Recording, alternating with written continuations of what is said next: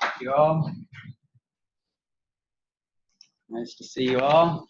Nice to see you all out there in the net, in the internet. Thanks for introducing me. I am Dr. Amanita, and as Mr. Berry mentioned there, I am the University Counseling Psychologist. I run the Counseling Center and also in the Psychology Department. I decided not to do a PowerPoint because I don't want to be a little postage stamp-sized little image in the corner of y'all's screen there. You can call me narcissistic, that's okay, but I'm probably the only one here that can actually give myself that diagnosis, so feel free. All right, so, thanks, of course, to tomorrow's people and Webster University for organizing and inviting me and letting me be part of this prestigious event. I also wanted to thank the Indigenous peoples of Bangkok for allowing us to be guests on their homelands. And then, of course, each and every one of you in the room for being here, and then those of you out in the net, if you all are actually there, hi and welcome, and thanks for attending. My talk is called Increasing Intercultural Collaboration on College Campuses to Improve Intergroup Relations. So obviously I come from a psychology, social psychology, counseling psychology background, but I'm here in this kind of international relations conference to try to help us merge some of these types of backgrounds a little bit, and that's one of the things I'm going to get at also. And obviously you all can probably teach me a lot, and that's in terms of improving intergroup relations and peace and conflict studies that you all know much more about than I do. So the world has been getting more and more diverse with every passing year. Colleges and universities are often more diverse than their surrounding areas and the general population around us. Us as universities, we try to epitomize the ideal values of being open, accepting, and inclusive of all types of diversity. And there's plenty of evidence that that diversity benefits our institutions, benefits higher education, and subsequently trickles out into the broader society. In fact, there does appear to be substantial evidence from multiple sectors that diversity has educational benefits. These benefits start at the individual level. For example, there are claims that diversity can make us smarter, make us more creative, more diligent, harder working. And those benefits extend out to the institutional level and then on out to the global and societal levels. Most colleges now, we have diversity statements and often include diversity as part of our mission statements. Despite higher education's mission of acceptance and our attempt to provide inclusive, safe spaces for our diverse populations, we do not always live up to such ideals. Much like the broader society, racial tensions and conflicts are common on college campuses. Not every campus looks like our campus, right? With 90% international students. Even if you look around our room here, the 12 or so people in the room probably come from different countries. Even if we're from the same country, I think there's just 2 of us maybe from America in the room, we come from vastly different cultures, right? But not every campus looks like this, where people from different groups are sitting in the same room and collaborating and discussing. For example, in America, the Black Lives Matter movement has been active and relevant on college campuses as much or possibly more so than in the broader society also. Certainly, institutional discrimination, racism, and privilege and bias also continue to prevail on our campuses. Students, faculty, and staff may be interacting with people from vastly different backgrounds, sometimes for the first time.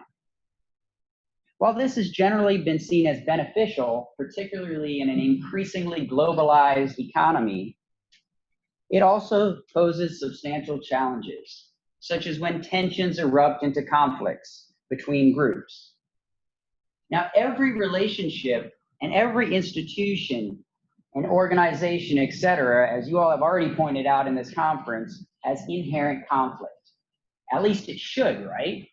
According to social psychology, if there's no conflict in a relationship, Well, that means there's no investment. There's apathy in that relationship. There's apathy in that organization, right? There's no care, there's no involvement, there's no commitment among the members. But of course, conflict can destroy relationships between individuals, between groups, or it can be managed.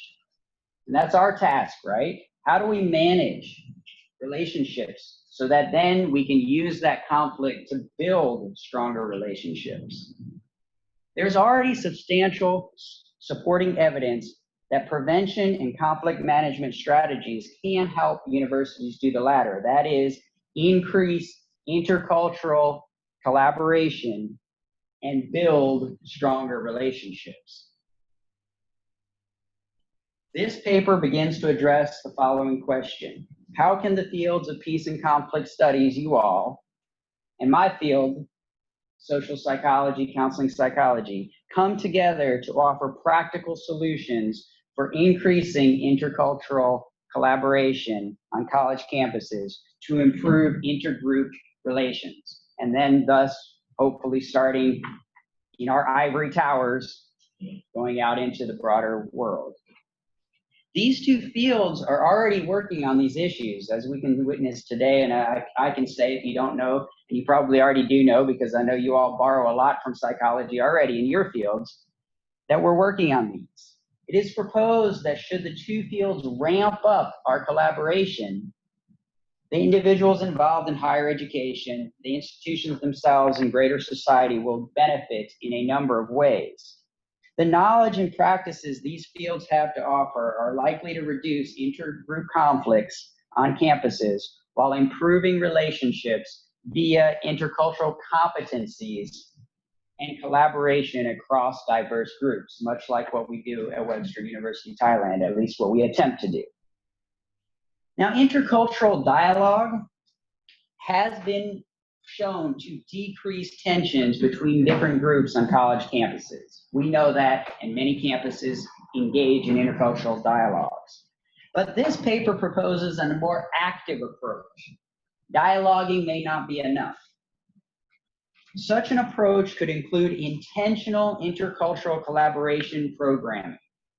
Intercultural collaboration has been researched and wields promising and encouraging results. While competition tends to increase prejudice, collaboration decreases it. That bears repeating. Competition tends to increase prejudice and collaboration decreases prejudice. Collaboration between groups has been shown to have multiple benefits, such as reducing conflict and improving attitudes between diverse groups.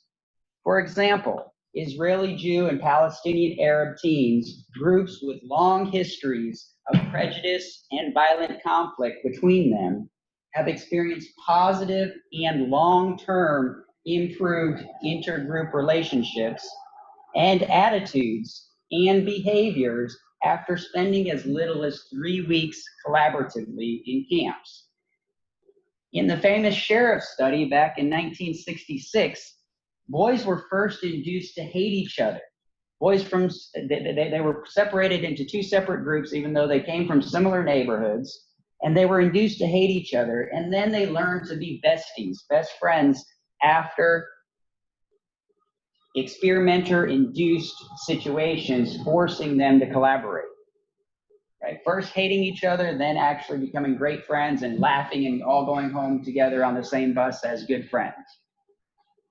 There are a number of social phenomena that sometimes inhibit different groups from spontaneously collaborating with each other. A walk through many university campuses will likely highlight people from similar backgrounds congregating with each other and not intermingling like we might see in our own classrooms here. Sometimes people do not interact with others they perceive as different from them because of a phenomenon called pluralistic ignorance. Pluralistic ignorance is defined as a false impression of what other people are thinking and feeling. In simpler words, we wrongly assume that we know what somebody else is thinking. We think we know what somebody else is feeling, but that's often incorrect when it comes to groups that we're not familiar with. Some studies have found that people of different races or ethnicities actually want to interact with each other, want to interact with people from other ethnicities and other genders, etc., people from different backgrounds. But they often don't. If perceived differences escalate into conflict, well, you all are all familiar with, the images each group have of each other are likely to be distorted by a number of misperceptions and in-group, out-group biases that can perpetuate the conflict. Misperceptions, just simply not understanding what the other is feeling and thinking. You know, this is preaching to the choir, I'm sure. Such in-group, out-group biases may be evolutionarily ingrained in us if you look at evolutionary psychology, right?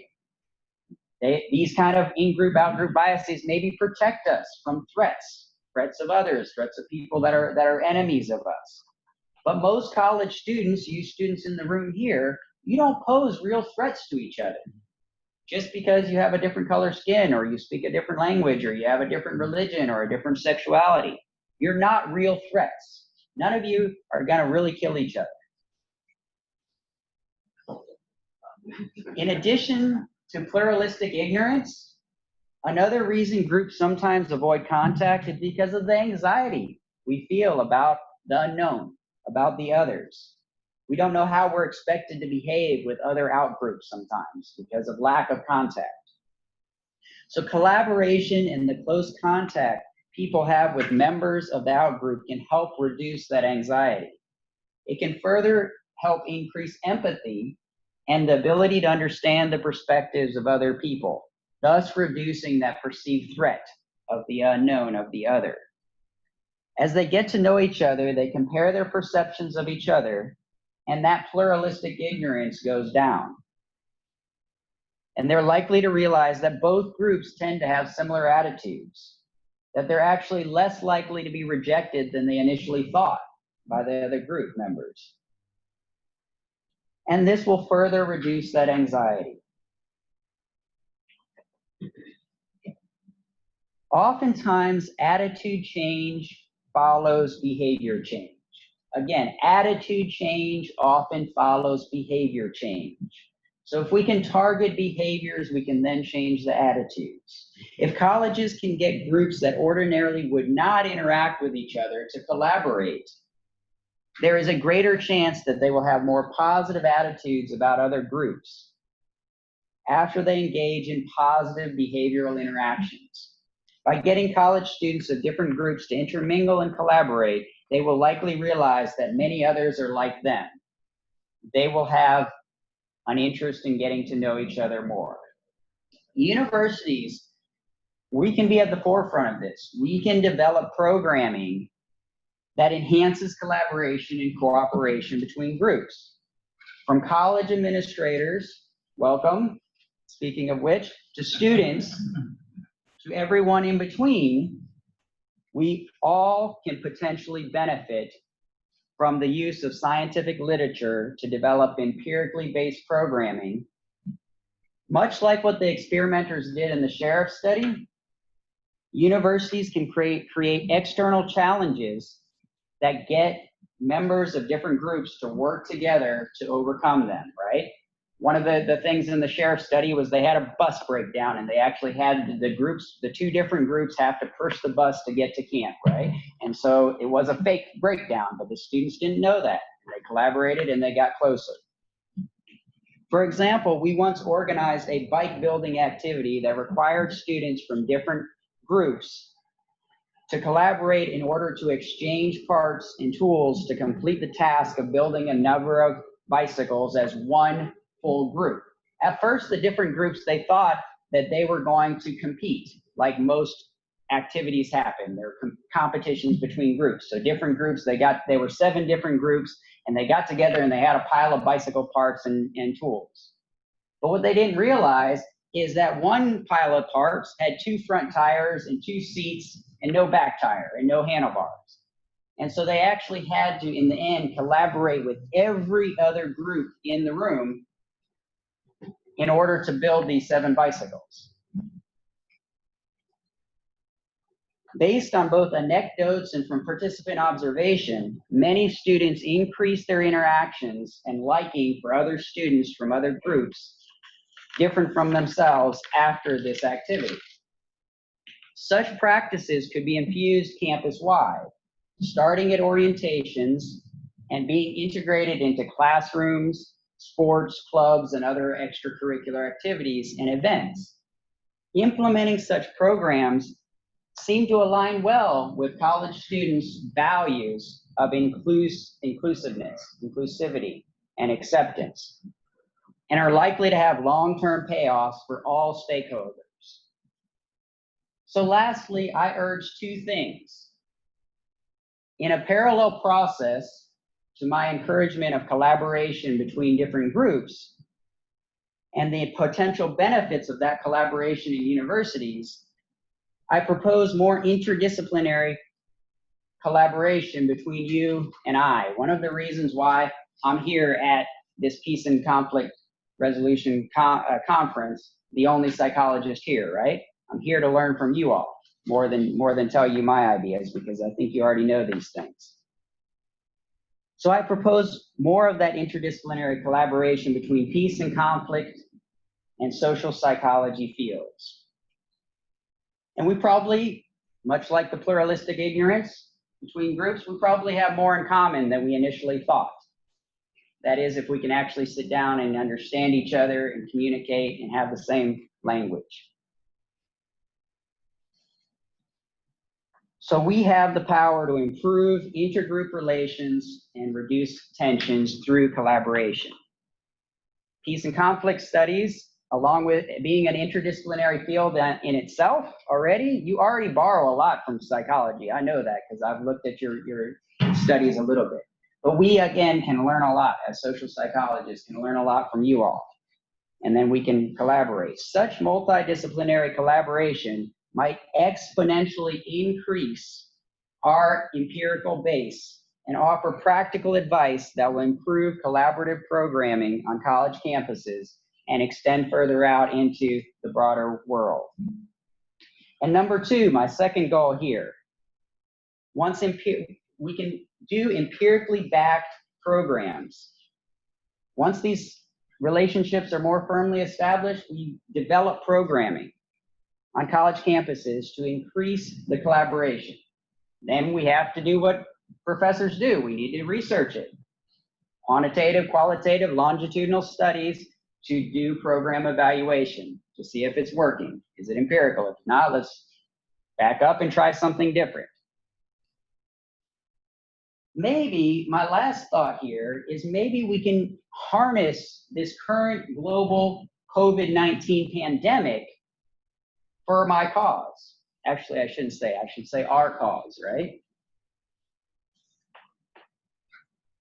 It could be a catalyst for increased programmatic and research collaboration that starts on campuses and it spreads out from there. Might we be able to take advantage of the pandemic and harness its ability to bring cohesiveness among otherwise divisive groups? COVID-19 potentially poses a threat to every human being on the planet, right? We've established that. If we frame the pandemic as the universal enemy, and we have the superordinate goal, I think you all are familiar with this, in case not, a superordinate goal is a goal that requires us to work together to achieve something greater than our individual efforts. So if that superordinate goal of surviving this pandemic and overcoming it, that goal has a power to unite us. So come, let's collaborate. Send me an email, let's publish something together. Wado, Kap Kun Kap, thank you very much.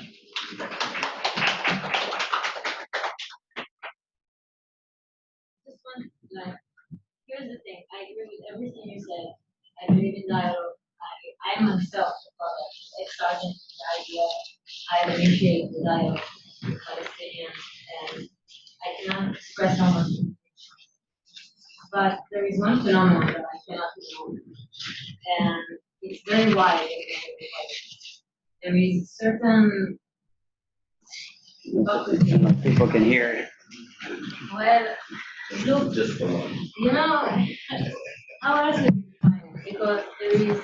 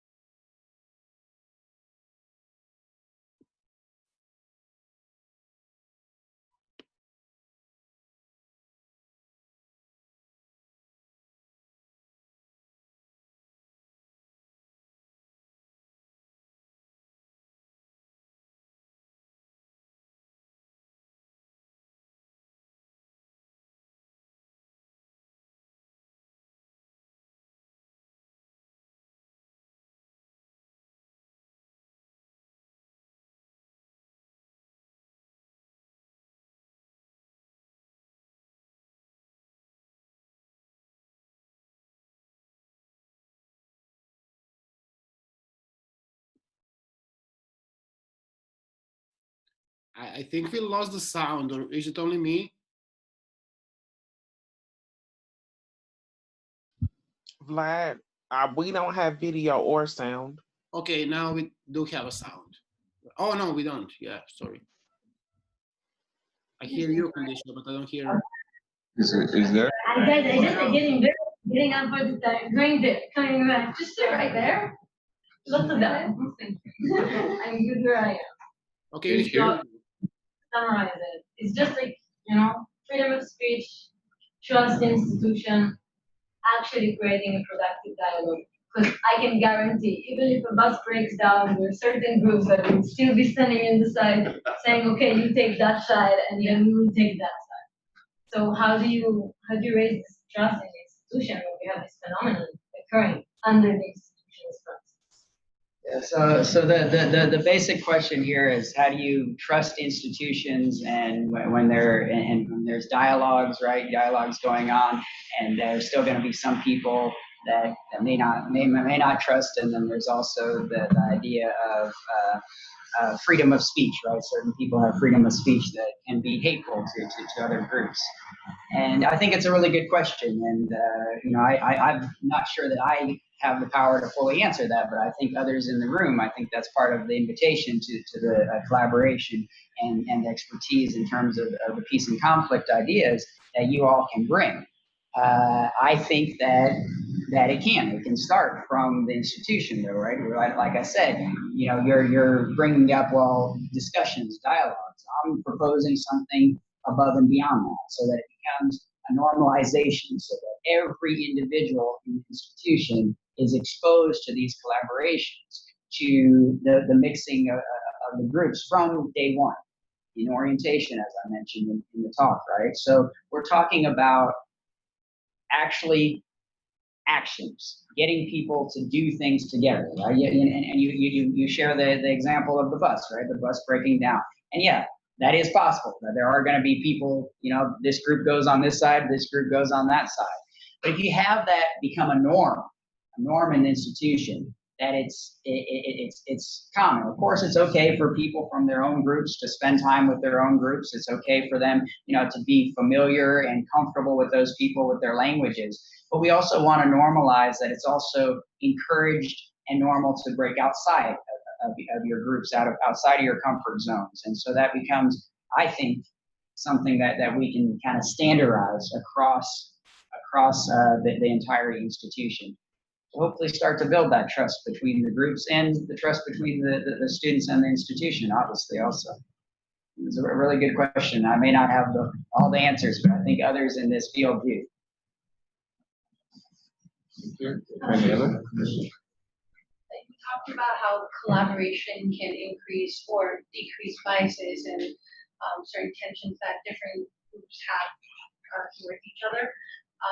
But I feel like whilst collaborating, you can have a, I feel like they keep hearing very loud. I feel like whilst collaborating, you can have a friendly environment and where you can build trust temporarily.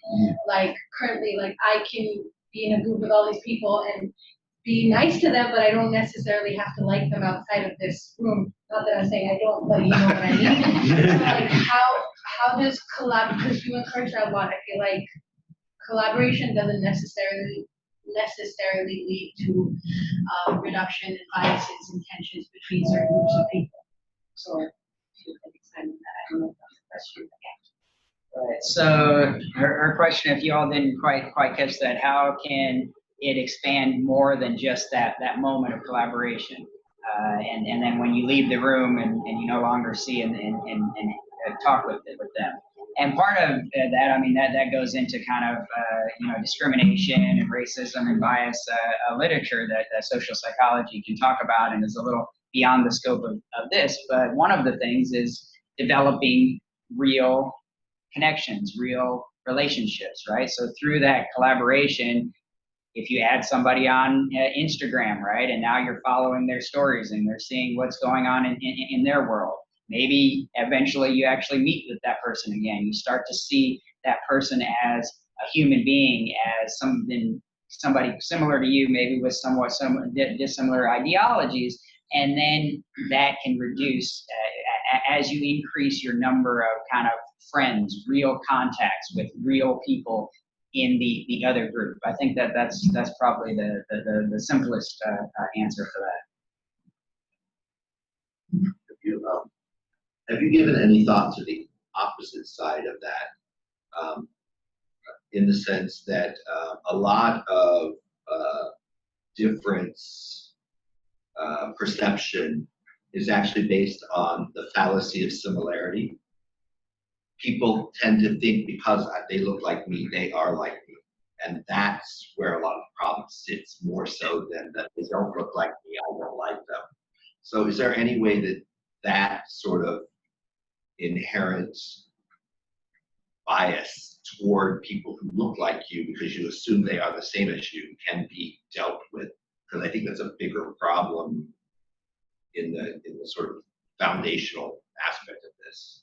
Yeah, I think that's a good question, and I don't know so much about research in kind of broader group and collaborative things, but I can talk about being a counseling psychologist and being somebody in the room individually with someone.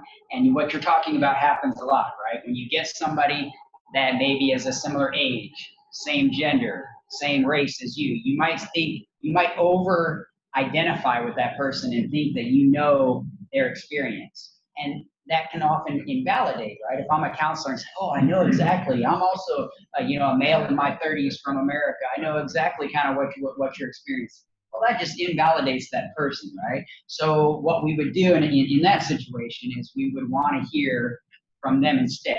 I can say, well, I can imagine myself being of a similar age and from the same country and the same gender. I can imagine what that might be like, but tell me about your real lived experience. And so I think, again, those dialogues and collaborations, when people actually sit down and get to know each other, then they have the opportunity to really fully hear those stories, right? So it can also be maybe training in those intercultural competencies of also, well, tell me about your life and how that may be similar and or different from my life. Thank you all for the questions. I appreciate it. Any other questions or comments? Okay, we are moving to the final presentation. Thanks a lot. Thank you.